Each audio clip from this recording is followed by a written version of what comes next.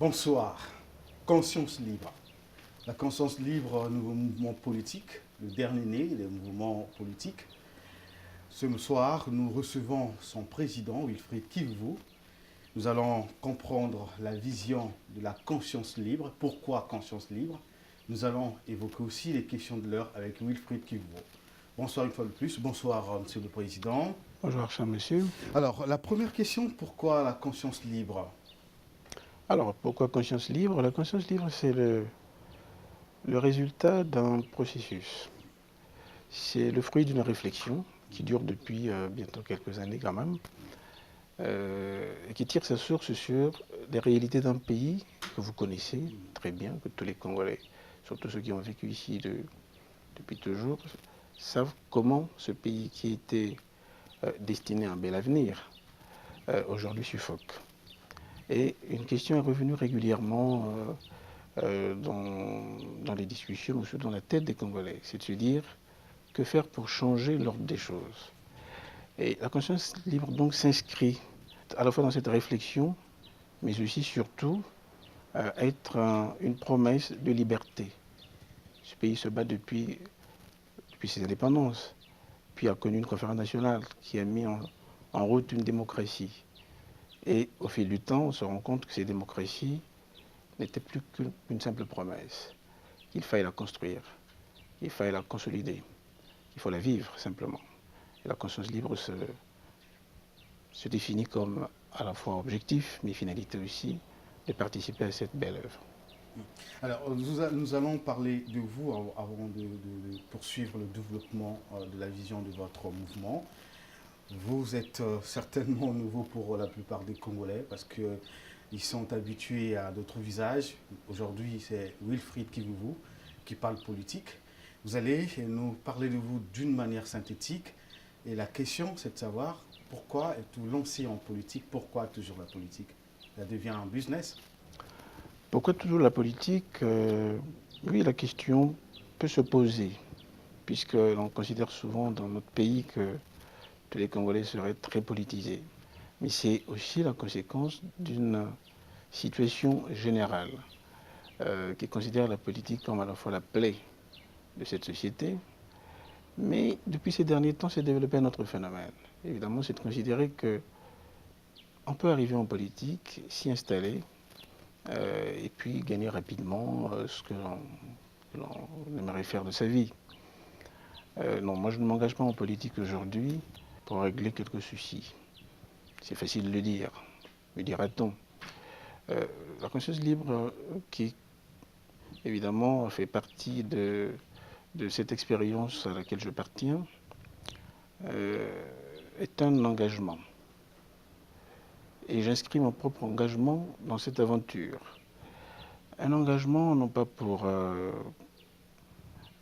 faire de la politique pour la politique, mais un engagement qui ne soit pas opportuniste ni conjoncturel. Alors ça veut dire beaucoup de choses. Pourquoi je fais de la politique ou que je m'engage aujourd'hui en politique?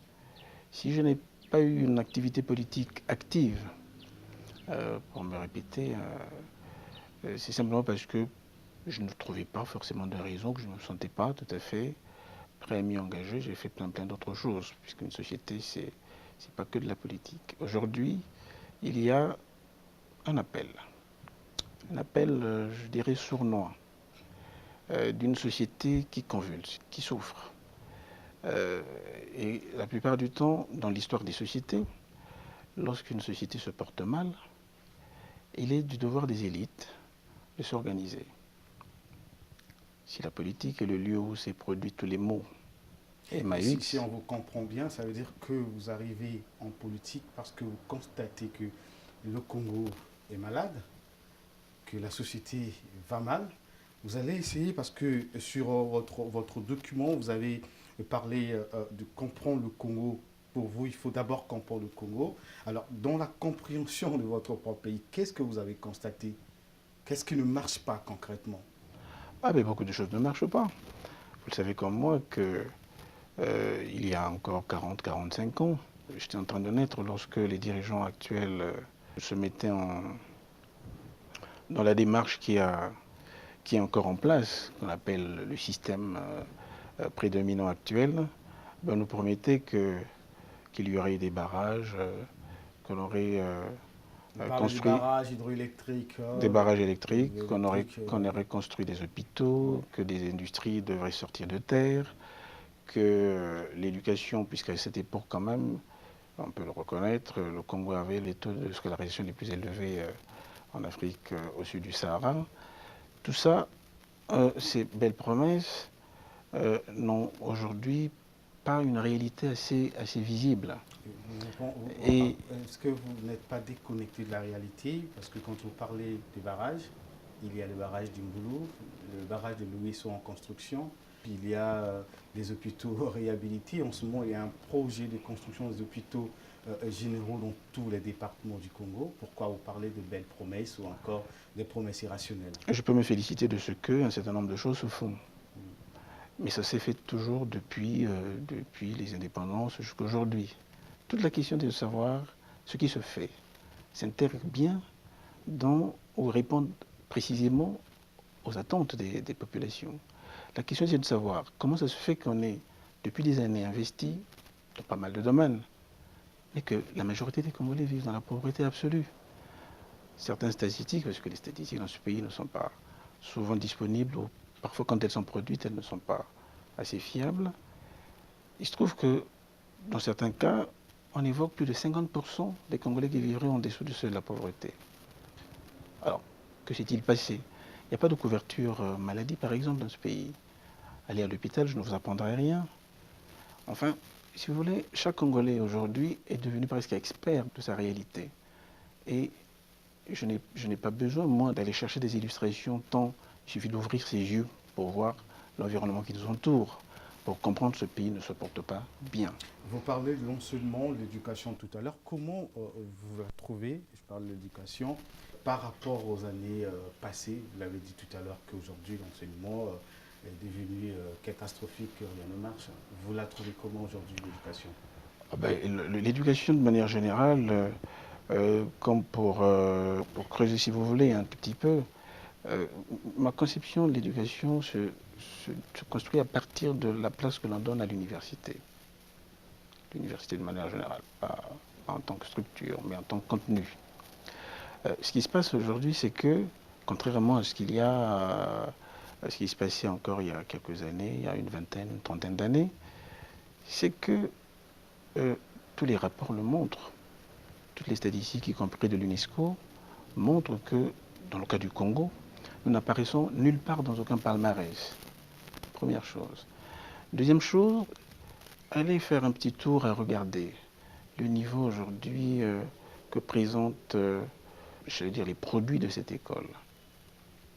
Pour preuve, il y a un chômage massif, alors que semble-t-il, cette économie qui fait des taux de croissance de 8-9%, chercherait des main-d'œuvre, une main-d'œuvre qualifiée ou des têtes bien faites. Il y a inadéquation, premièrement. Mais il y a eu un autre phénomène. Et ça a commencé, je pense, depuis début des années 80, où on affichait d'ailleurs même des listes additives aux résultats. Quand un examen était proclamé, quelques temps plus tard, on affichait des listes additives, des gens qu'on rattrapait avec des 8, des 9 forts. En fait, on a commencé à déstructurer un système par la facilité. La corruption. Tout le monde sait, il est de notoriété publique ici, qu'une note peut s'acheter. Et dernière chose que j'aimerais évoquer là-dessus, et ça, j'aurais pu commencer en fait par ça, c'est qu'il n'y a pas de politique en matière d'éducation. Une politique, de mon point de vue, ça consiste à quoi? Non seulement à définir des contenus qui prennent en compte un certain nombre de réalités pour former les citoyens, les Congolais, qu'ils soient capables de se prendre en charge, de comprendre la vie, de comprendre la société, l'environnement dans lequel ils vivent. Mais c'est aussi de les rendre utiles à leur société, de les rendre utiles à l'économie. Quand est-ce que, pour la dernière fois dans ce pays, il y a eu un véritable débat sur les contenus et la finalité de l'éducation? Mais vous parlez du débat, vous parlez du contenu, mais le gouvernement a consacré 2 années pour soigner l'éducation, 2 années à l'éducation. Vous pensez que rien n'est fait de tout ce que vous dites là? Oui, je ne serai pas d'un réductionnisme manichéen pour considérer que tout va mal ou tout va bien dans un cas ou un autre. Non. Ce que je dis par rapport à l'éducation, c'est que 2 années consacrées à l'éducation. Très bien. Pouvez-vous nous dire aujourd'hui quelle est la différence entre le moment où on a consacré ces 2 années à l'éducation en termes d'investissement, hein, parce que d'après un rapport produit par, je crois, la mission de l'Église catholique, ici, le budget de l'éducation représente 4% du budget national, si j'ai bien compris, selon ce rapport. 4%, ça ne peut pas être considéré comme une priorité, alors que l'éducation, dans beaucoup de Ça a pays, été augmenté à 10% si la loi 10%, n'inquiète même à 10%, pas. même à 10% on n'aurait rien fait. Mais résultat de course, regardez l'état dans lequel étudient les enfants dans ce pays. Il y en a qui sont même encore aujourd'hui à prendre les cours à même le sol. Regardez ce qu'est la condition du personnel enseignant. Les personnels enseignants, cela ne vous échappe pas, il y a encore 2 ans, même pendant la première année consacrée à l'éducation, menacés de tout arrêter, débrayer pour réclamer ou revendiquer des droits qui ne leur ont pas été accordés, promis et qui n'ont pas été accordés. Regardez aujourd'hui, après ces 2 années consacrées à l'éducation, dans quel état se trouve l'université, l'unique que nous avons. Vous me direz qu'il y en a une autre ou peut-être d'autres qui sont en construction, mais ça fait quand même plus de 54 ans que nous traînons là à attendre des résultats. Donc ce que je veux dire, c'est que s'il y a des efforts qui se Donc font, on peut les saluer. pour vous c'est trop tard, il fallait le faire depuis. Ou, Il n'est pas une priorité de mon point de vue qui passe avant l'éducation. Quand on mais veut vous l'avez dit construire. tout à l'heure qu'avant, l'éducation était bien au Congo. C'est après, donc ça veut dire qu'avant. Oui, mais ce qui s'est passé dans les années 60-70 est la continuation d'un système laissé par l'administration coloniale, qui a un tout petit peu survécu à l'épreuve du temps, je puis dire, mais ça n'a pas duré plus de 20 ans. Puisqu'au début des années 80, la décrépitude de ce système d'enseignement, d'éducation en général, Wilfried s'est Kivubo, mis en vous êtes place. revenu 50 ans en arrière. Est-ce que vous avez marqué l'arrêt en 97, où le Congo a connu une guerre, vous le savez, des guerres. Alors, est-ce que vous ne pensez pas que cela a à un moment arrêté la marche du pays et que ce n'est que normal aujourd'hui par rapport à cette guerre qu'on vive ce que nous vivons aujourd'hui? Non, mais je déplore le fait d'abord qu'il y ait eu cette guerre, je dirais, inutile. Bon, hélas, parfois l'histoire des sociétés passe par ce genre de cataclysme. Et puis, mais ça ne justifie pas le fait qu'aujourd'hui le Congo soit en retard. Nous avions une Mais tout a université. été cassé à l'époque. Nous avions une université avant. L'économie mise aux arrêts. Nous avions une seule université à Brazzaville avant 1997. On en a une après, encore aujourd'hui, depuis 17 ans que cette guerre est terminée. Il y avait quoi, quelle usine, quelle société, quelle économie qui a pu être détruite en 1997 et qu'on n'a pas pu, ou qu'il a fallu reconstruire après. Il n'y avait pas d'économie avant. Il n'y en a pas aujourd'hui. Qu'est-ce qui s'est passé? Des routes? Est-ce que la guerre a détruit les routes? Ça veut dire qu'il n'y en avait pas.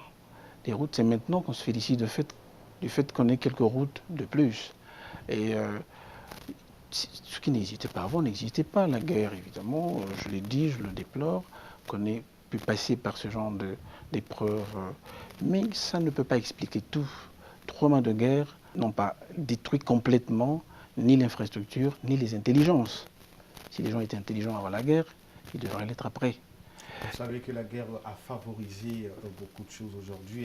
Je parle des antivaleurs. Nous avons, après la guerre, commencé à vivre ce qu'on n'avait pas connu avant la guerre. La guerre a quand même apporté beaucoup de choses de négatives qui, aujourd'hui, à mon avis, a bloqué aussi le fonctionnement du pays comme tel ou a apporté beaucoup de problèmes aujourd'hui. Non, je ne vous suis pas dans ce raisonnement. La guerre ne peut pas expliquer ce que vous appelez comme antivaleur aujourd'hui. C'est curieux quand même de voir qu'une société, plutôt que de s'organiser, de se battre, à promouvoir des valeurs, passe son temps à combattre des antivaleurs. Mais enfin, ceci étant dit, non, la corruption n'est pas le fait de la guerre. Si aujourd'hui les gens se laissent corrompre, provoqueront les autres, c'est pas parce qu'une guerre civile, une guerre serait passée par là. Vous parlez d'antivaleurs, écoutez, que les gens aient perdu le sens de l'État, le sens du respect de la chose publique, le sens de la responsabilité, ce n'est pas le fait de la guerre. Souvenez-vous qu'à la conférence nationale en 1992, qu'est-ce qui n'a pas été dit? Qu'est-ce qu'on n'a pas pu déplorer? Que ce pays-là a détruit, a massacré ses fils. que ce pays-là a mal géré ses ressources, que ce pays-là n'a pas été capable de regarder avec, par exemple, la France, les conditions dans lesquelles on pouvait mettre en place un partenariat, une coopération qu'on appelle gagnant-gagnant aujourd'hui.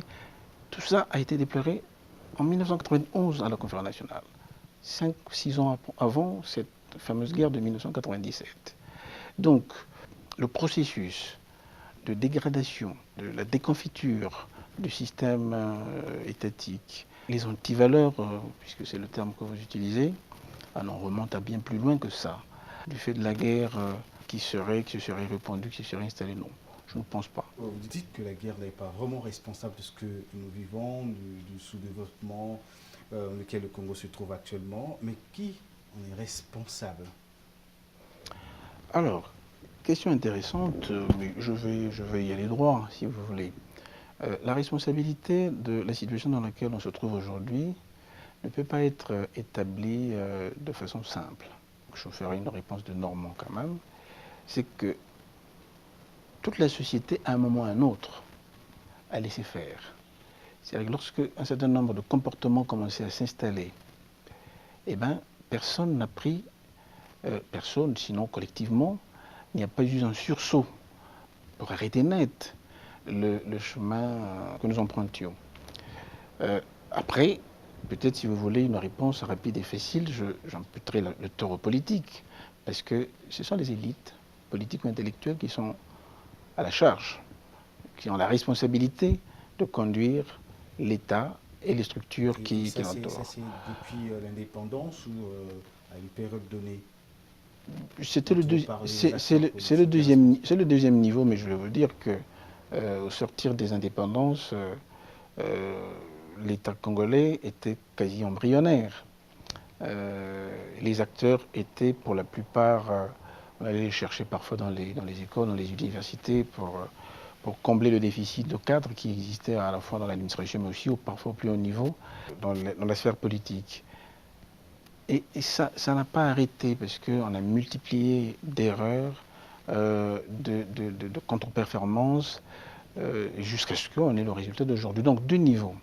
Le premier, c'est que la société n'a pas été capable de réagir au moment où un certain nombre de dérives commençaient à s'installer dans le paysage. Deuxième niveau, c'est que les élites n'ont pas été à la hauteur de la tâche ou des attentes. Et si vous voulez que j'aille un peu plus loin sur la question, je vais quand même ne pas épargner justement les politiques. Parce que le rôle de la politique, c'est de gérer la cité. Donc si la responsabilité collective d'une société qui n'a pas pu réagir à un moment donné peut être établie dans une certaine mesure, n'en reste pas moins que les acteurs au premier plan qui ont géré le pays, qui ont dirigé l'État, eux se sont montrés malheureusement soit incompétents, soit complètement à côté. Des politiques, vous en êtes un. Dites-nous, qu'est-ce que vous apportez? Parce que ce que vous décriez, l'on le décrit surtout l'opposition politique congolaise, le décrit tous les jours, la pauvreté, le chômage et tout, mais l'alternative, en fait, les solutions apportées sont lesquelles? Qu'est-ce que la conscience libre nous apporte de nouveau, qu'on n'a pas entendu, qu'on n'a pas encore vu? Alors, vous me posez la question de savoir qu'est-ce qu'on peut apporter. Alors d'abord, il faut changer complètement de paradigme, ou le faire évoluer. Mais après, c'est une question de définition. Faire changer ou faire évoluer ce paradigme, c'est mettre en place ou bâtir une société qui repose sur des valeurs, qui a des principes. Je parle de valeurs, je peux en citer 2 ou 3. Si vous voulez, l'honnêteté, en politique, ça compte. La probité morale, en politique, ça n'est pas un vain mot. La responsabilité, malheureusement, dans notre espace politique, elle ne court pas les rues. Les principes, on en a défini quelques-uns.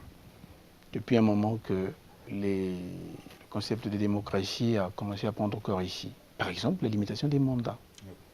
Les acteurs politiques, à un moment donné, ont décidé que, à la fois permettre une alternance au pouvoir pour aider la société à se renouveler avec un ascenseur social qui tourne et qui permet à de nouvelles figures, des nouvelles compétences, à une nouvelle élite, à la fois, pas de chasser celle qui précède, mais de s'insérer harmonieusement dans le cours des choses, eh bien, on a établi par exemple la limitation des mandats. Ce débat ne vous échappe pas qu'aujourd'hui, Monsieur Kivu, tout un pays... qu'est-ce que l'alternance dont on parle aujourd'hui? Je vais y arriver.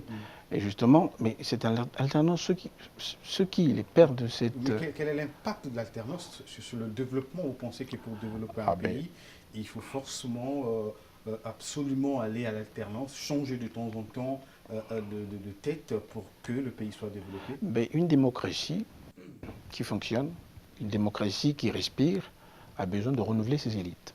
Partout où cette expérience a été mise en place, vous comprendrez que ce n'est pas après 30 ans qu'on commence à faire des bonnes choses. Ce qu'on n'a pas pu faire en un mandat, même si on vous en donne 15, 20, 30, vous ne le ferez pas forcément. Mais deuxièmement, c'est que c'est une très bonne chose dans un pays de voir des nouvelles idées émerger. Et l'alternance est l'un des moyens, sinon le meilleur, dans l'état actuel des expériences connues, qui permet le renouvellement des élites, des idées, des approches, des politiques. Alors, on a par exemple connu ces quelques dernières années une expérience qu'on a appelée ici municipalisation accélérée. Vous comprenez bien que ce n'est pas la seule et unique démarche qui puisse permettre de mettre en orbite ou de construire les bases d'une économie demain. D'autres approches existent. Et pour rendre la possibilité à ces approches d'être mises en œuvre, ben, il faut qu'ils accèdent à un moment ou à un autre aux responsabilités. Et seule l'alternance le permet. C'est parce que justement on voulait en finir avec la logique des coups d'État, par exemple, où il était question de prendre des armes, etc., par un jeu démocratique, par une pratique civilisée du débat et de l'activité politique, on peut arriver à renouveler justement ces politiques et ces... Donc ça, si on comprend bien ce que vous dites, puisque au moment où nous parlons, il y a les esprits se chauffent dans le pays à cause de ce problème d'alternance démocratique. Et quel est le point de vue, de la conscience libre, votre point de vue par rapport à cette question du changement ou non de la Constitution du 20 janvier 2002? Alors, sur la question du changement ou non de la Constitution, on a été obligé de prendre une position, une posture par rapport à ça, parce que je vous avoue que c'est un débat qui n'est pas très simple. Comment dans un pays on peut définir des règles à un moment donné? Moins de 10 ans, on considère que toutes ces règles-là ne servent plus à rien. Première chose. Deuxième chose, c'est que, étant donné que le problème a été posé, notre position a été claire. Ce serait une absurdité que d'envisager de changer une constitution essentiellement pour maintenir un nombre ou un groupe de gens au pouvoir. Troisièmement, c'est que si vous avez pris connaissance du contenu de ce certain nombre de réflexions que nous avons publiées, nous nous préparons déjà à la perspective d'une alternance. C'est ça qui nous intéresse. Nous considérons qu'à ce jour que la Constitution telle qu'elle est doit s'appliquer. Elle va s'appliquer à tout le monde. Que l'on soit... Qu'il n'est pas question de la changer, de l'évacuer comme pense les partis... Les mobiles qui militent en faveur d'une modification, d'un changement, me paraissent très minces ou simplement farfelus. Donc on ne peut pas arrêter le fonctionnement de tout un État, de mettre entre parenthèses, ou de jeter au rebut une constitution pour la simple raison qu'il y a une limitation de mandat qui ne plaît plus à certains. Ça ne tient pas la route.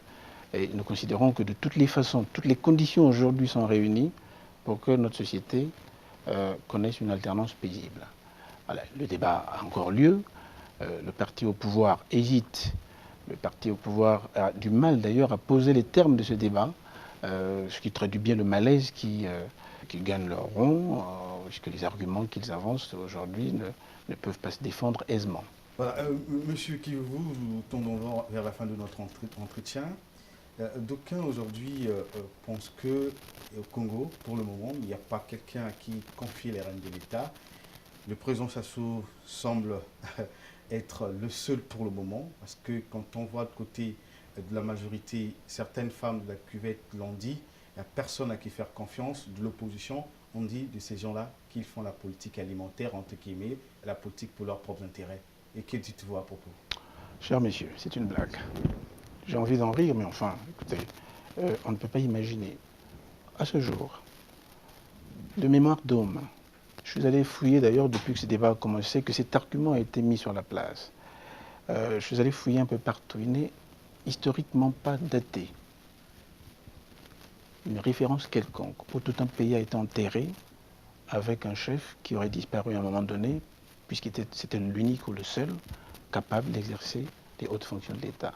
Ça n'existe nulle part. C'est par rapport au projet de société. Vous savez, les projets de société ne sont pas les mêmes. vous savez, je vais vous dire, l'Afrique compte 54 pays. Vous avez connu un pays qui est venu chercher un dirigeant dans un autre parce qu'ils en manquent dans leur pays. Vous avez déjà vu un pays qui s'arrête simplement parce Est-ce que le problème n'est pas réel aujourd'hui? Non. Au Congo, Non. il y a un Non. véritable problème. Non du tout. Je peux. Non du tout. Aucun homme politique aujourd'hui rassure. Non du tout, parce que le système en place, excusez-moi d'en parler de cette manière, parce que je ne suis pas le porte-parole d'un système. Et puis d'ailleurs, on a souvent rendu service à un système lorsqu'on passe du temps à en parler. Ce que je veux dire, c'est que la pratique du pouvoir a fait de telle sorte que dans notre pays, les dirigeants étouffent toute initiative venant d'ailleurs, au point de vouloir faire la démonstration par ce biais-là que personne n'est capable de faire. Des initiatives comme des compétences ont été bâillonnées, ont été étouffées dans ce pays et qui, de toute façon, si on les avait laissés éclore, auraient bien pu produire des résultats. Mais qu'à cela ne tienne, je n'ai pas de démonstration à faire pour montrer que dans ce pays, il y a eu un premier président de la République en 1960 qui a quitté le pouvoir en 63. Il y en a eu un deuxième entre 63 et 68. Il y en a eu un troisième entre 68 et 77. Puis un quatrième. Puis un cinquième. Le président actuel a passé la main en 92 pour revenir après dans des conditions c'est regrettable, mais qui revient en 97. Comme quoi, à chaque fois qu'un président est parti, un autre s'est installé. Bien ou mal, parce que nous constatons aujourd'hui que toutes ces expériences n'ont pas permis au Congo de décoller. Mais si c'est pour trouver un président, eh bien on en trouvera. La seule chose que je veux dire à ce point, parlons d'une élection transparente, libre, et vous allez voir si ce peuple... Est-ce que vous ne pensez pas que Denis Sassou Nguesso aujourd'hui paraît comme un sauveur? Vous avez parlé de la guerre tout à l'heure, comment il est arrivé au pouvoir.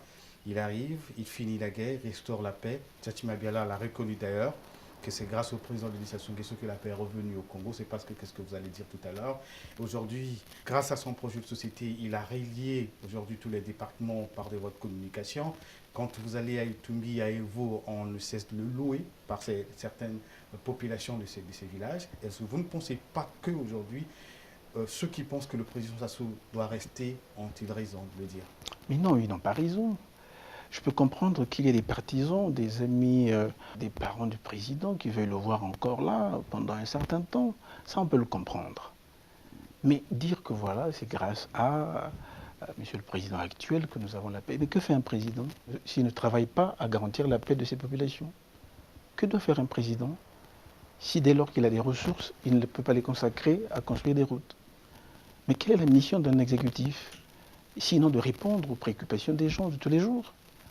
Donc je ne vois pas d'innovation sur le Congo. Je ne vois pas qu'on ait inventé un personnage d'un type nouveau, qui n'existerait nulle part, parce qu'on aurait connu un moment d'accalmie ou de paix, parce qu'on aurait construit quelques routes ici ou là, parce qu'on aurait réalisé des choses.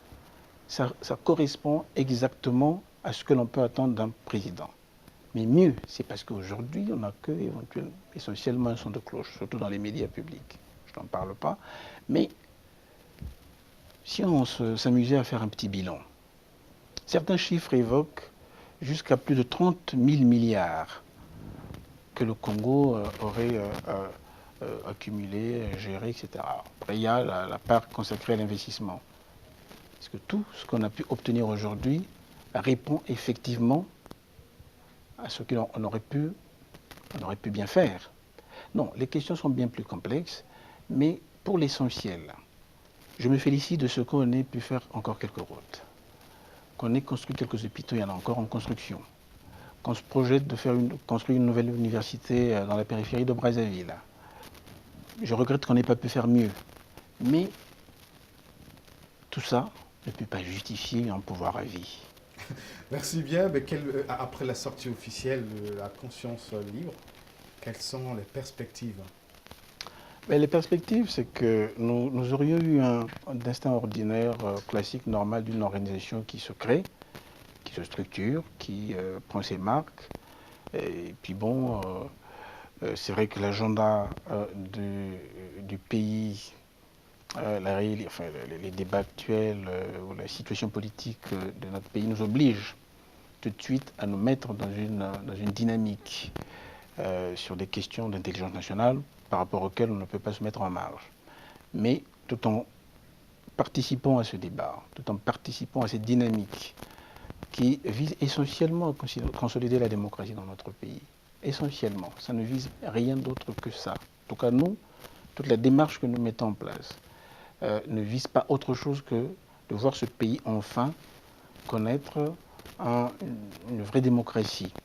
Et avec ça, nous l'espérons, ouvrir des voies d'un vrai développement aussi. Alors, la conscience libre est-il d'un parti de gauche, comme on dit, l'opposition ou la majorité présidentielle? Alors, vous mélangez beaucoup de choses. Parti de gauche, de droite, on se définit comme un parti social-libéral, mais ça, vous savez, dans notre pays, ce genre de clivage sont très difficiles à mettre en évidence. Parce qu'aller chercher dans cette majorité aujourd'hui au pouvoir, il y en a qui se proclameraient de la social-démocratie, d'autres de droite, d'autres peut-être d'extrême gauche, etc. C'est tout ça aussi qu'il faut, je crois, assainir. Quand je dis veut faire partie de cette génération qui permettrait de clarifier un peu tout ça, ces clivages. C'est vrai que de plus en plus, on assiste à la chute des idéologies. Les États se gèrent de plus en plus au centre, que l'on soit centre-gauche, soit centre-droit, ce qu'on appelle la social-démocratie ou la social-liberté. Mais il est bon quand même que désormais, la politique se fasse sur la base des idées. Et les coalitions qui naissent se déterminent sur cette base. Merci Wilfried Kivu. Nous sommes arrivés à la fin de l'entretien. Nous vous remercions une fois de plus. Merci à nos téléspectateurs. Le rendez-vous est pris pour la semaine prochaine.